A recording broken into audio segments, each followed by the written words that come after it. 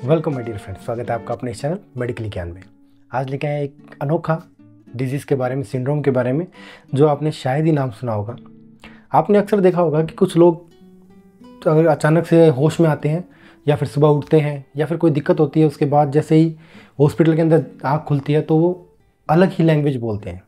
मान लीजिए English language बोलने लगे, फॉरेन की, अमेरिका की लैंग्वेज, फ्रांस, इटली, कोई भी लैंग्वेज जहाँ वो कभी गए ही नहीं है, ऐसी लैंग्वेज वो यूज़ करने लग जाते हैं। हम उसे सोचते हैं कि ये कोई जादू है, पिछले जन्म का है।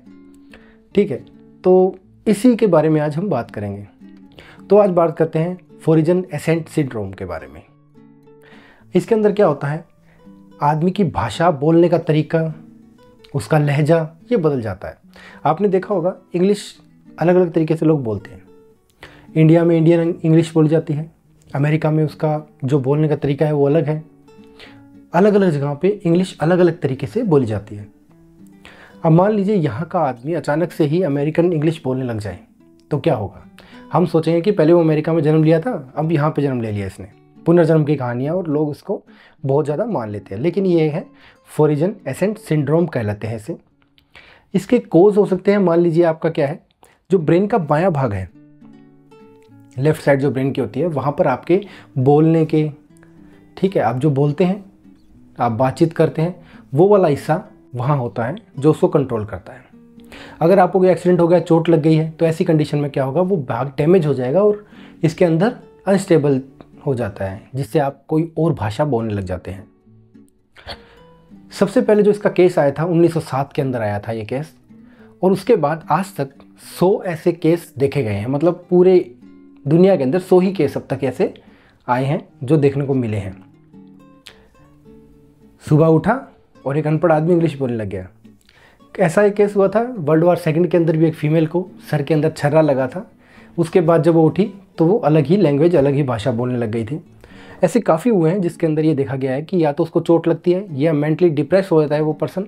ऐसी कंडीशन में उसको सदमा लगना या फिर ये सिंड्रोम देखने को मिला है। जब इसका डायग्नोसिस किया जाता है तो डायग्नोसिस के अंदर क्या करते हैं हम, CT scan, MRI, psychological test किए जाते हैं, उसके पेट टेस्ट किया जाता है और साथ में EEG भी की जाती है। अब लक्षण की बात करें तो देखिए लहजा बदल जाएगा, वो अलग ही वे में, अलग ही तरीके में बात करेगा। आपको समझ नहीं आए कि यह आदमी पहले भी ऐसा कभी किया करता था क्या नहीं। ये एकदम चेंज हो जाती है उसके बोलने की तरीका। साथ ही जो उसके जीभ और उसके टंग और टीथ, इनके बीच में जो शब्द बोले जाते हैं, T, D, तो ऐसे शब्द क्या होंगे, इनके अंदर अलग ही परिवर्तन आ जाएगा। उसको बोलने का तरीका ही बदल जाएगा, बीच में से चीज़ें मिस हो जाएगी और आपको पता भी नहीं चलेगा।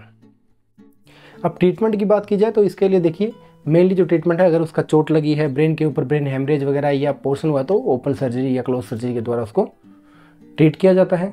ब्लॉकेज वगैरह हो तो उसको सही की जाती है, ये सर्जरी के द्वारा होती है। इसके अलावा साइकोलॉजिकल थेरेपियाँ या फिर स्पीच थेरेपी का भी यूज़ किया जाता है।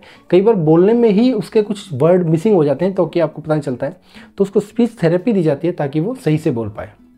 तो ये था एक छोटा सा वीडियो एक अनोखे सिंड्रोम के बारे में। आशा करता हूँ आपको अच्छा लगा होगा। अगर अच्छा लगा लाइक और सब्सक्राइब कीजिए। जुड़िए हमारे साथ, हम हैं, आप हैं मेडिकल ज्ञान। Thank you very much.